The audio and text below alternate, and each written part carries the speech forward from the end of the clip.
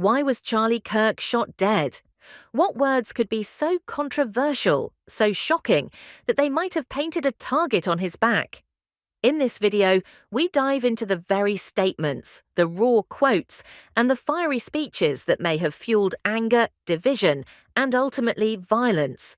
Was it his criticism of the political establishment, his outspoken views on immigration and culture, or his relentless attacks on what he calls the radical left? Stay with me as we uncover the quotes behind the headlines, statements that many say crossed the line and others defend as free speech. This is not just a story about one man, it's a story about America today. Freedom of speech, political violence, and the dangerous clash of ideas.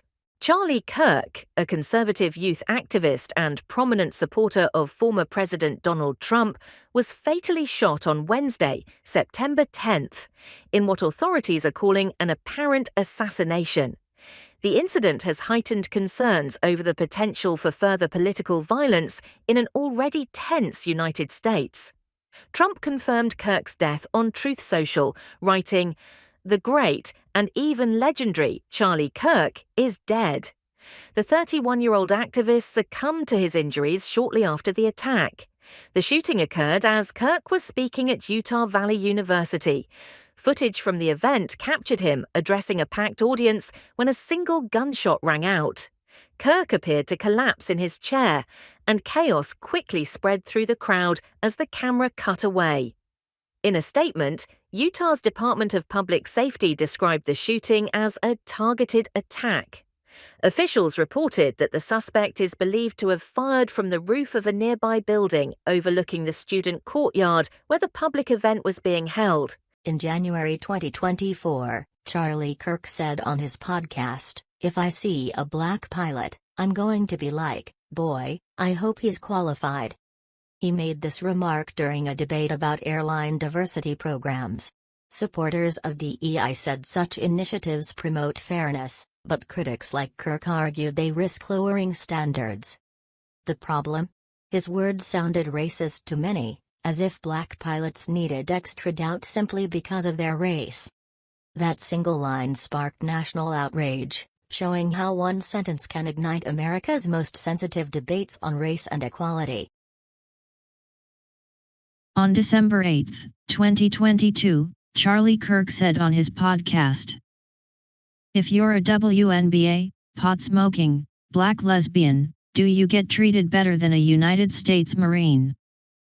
He used this remark to question whether diversity and inclusion programs give preferential treatment to certain groups over traditional institutions like the military. Critics argue that this statement reduces complex identities to a punchline, implying that being a minority or different lifestyle somehow comes at the expense of others.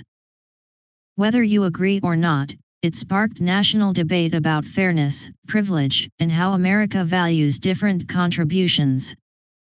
On May 19, 2023, Charlie Kirk said on his podcast, "Happening all the time in urban America, prowling blacks go around for fun to go target white people, that's a fact.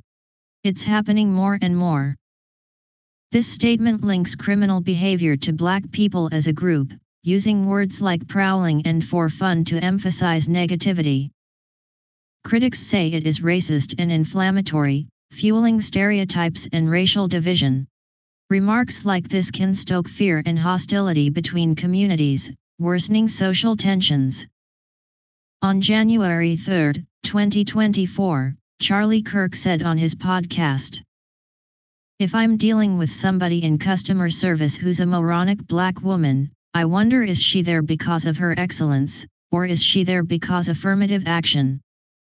This remark is highly offensive and racist, directly targeting a black woman and questioning her competence based on race and gender. He frames affirmative action as lowering standards, implying people from minority groups are hired for identity rather than skill. Critics argue that statements like this perpetuate harmful stereotypes, fuel racial and gender bias, and deepen societal divisions. On August 26, 2025, Charlie Kirk said on his podcast, Reject feminism. Submit to your husband, Taylor. You're not in charge. This remark was made in response to news of Taylor Swift and Travis Kelce's engagement. It reflects a strongly anti-feminist stance, suggesting that women should defer to men in personal relationships. Critics argue the comment is sexist and controlling, reducing a woman's autonomy to outdated gender norms. It sparked debate about gender roles, celebrity culture, and the boundaries of political commentary in pop culture. On September 8, 2024, during the debate show Surrounded, Charlie Kirk responded to a question about whether his hypothetical 10-year-old daughter should be allowed to abort a pregnancy from rape. The answer is yes, the baby would be delivered.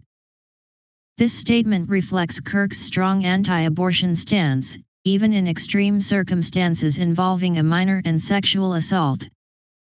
Critics argue it is controversial and highly polarizing, as it conflicts with widespread public opinion on exceptions for rape or child pregnancies.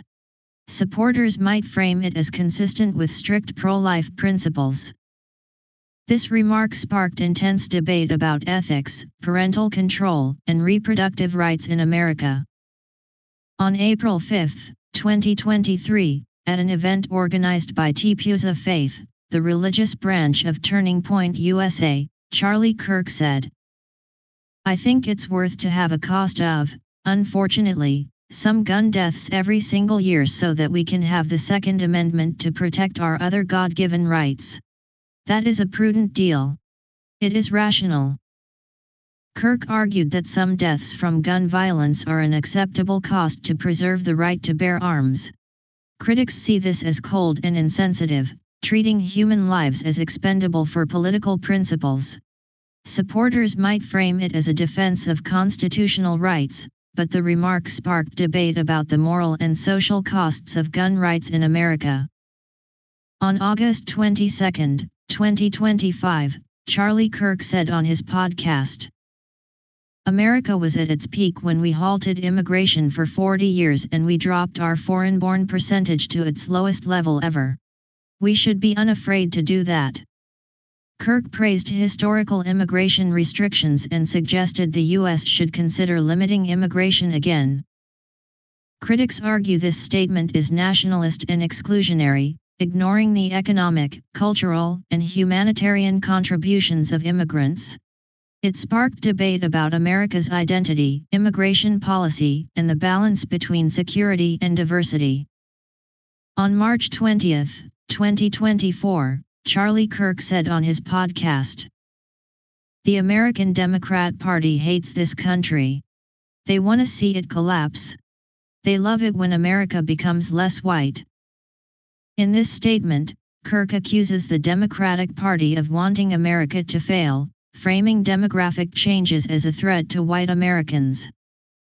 Critics argue this is racially charged and conspiratorial rhetoric, echoing Great Replacement style theories, which fuel division and fear between political and racial groups. Supporters might see it as a warning about policy and cultural shifts. This remark highlights how political commentary can blur into inflammatory racial narratives, sparking debate about responsibility and free speech. On April 30, 2025, Charlie Kirk said on his podcast, "America has freedom of religion, of course, but we should be frank, large dedicated Islamic areas are a threat to America." Kirk acknowledges freedom of religion but labels concentrated Muslim communities as a threat, framing a religious group as inherently dangerous. Critics argue this is Islamophobic and divisive, promoting fear and mistrust based on religion rather than individual actions. Supporters might claim it's a security-focused warning, but the remark sparked debate about religious freedom, national security, and prejudice in political rhetoric. On September 8, 2025, Charlie Kirk posted on social media, "Islam is the sword the left is using to slit the throat of America." This statement frames Islam as a weapon and accuses the political left of using it against the country. Critics argue it is highly Islamophobic and conspiratorial, linking a religion to a political agenda in a violent metaphor.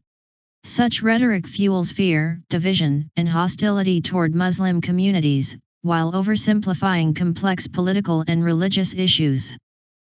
Supporters might claim it's a warning about ideology, but the post sparked widespread controversy for its incendiary and polarizing language. On July 6, 2022, Charlie Kirk said on his podcast, "There is no separation of church and state. It's a fabrication, it's a fiction, it's not in the Constitution. It's made up by secular humanists." Kirk argues that the idea of separating religion from government is a modern invention, not explicitly stated in the Constitution. Critics say this misrepresents U.S. law and history, undermining the principle that government should remain neutral toward religion.